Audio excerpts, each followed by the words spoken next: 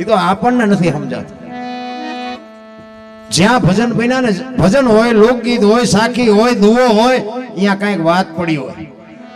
એમ નામ બાબુ બને નહીં. એટલે કે અત્યારે કોમ્પ્યુટર ને આધુનિક યુગ છે, વિજ્ઞાનનો યુગ છે. એક ભજન બનાવીને બજારમાં મૂકો છો, હાલે ન હાલે. સંતોએ પોતે અનુભવ કરીને, પરફેક્ટ કરીને, ક્યાં શું પડ્યો એનું પરફેક્ટ કરીને આપણને આપ્યું છે. જ્યાં જ્યાં ભજન બન્યા ને ત્યાં વાતો પડી છે. સતી તોરલ ને જાડેજો બે વાયકમાં ગયા ને, રસ્તામાં એક પ્રસંગ બન્યો અને સતી તોરલ મુર્શિદ થઈ ગયા. જાણે છે બધા, જો કે અપનાવવું નથી કોઈને, ખબર તો બધાને છે. રામ વનમાં ગયા ને સીતાજીને રાવણ લઈ ગયો ને હનુમાનજી અહીંયા ગયા, રામે રાવણને માર્યો ને લાવ્યા, બધાને ખબર છે. અપનાવવું નથી. સીતાજી જેવું બૈરું ખરું આપણે, રામ જેવો દીકરો ખરો, દશરથ જેવા મા બાપ ખરા, એ થવાની જરૂર છે. તો રામાયણની વાત કરાય.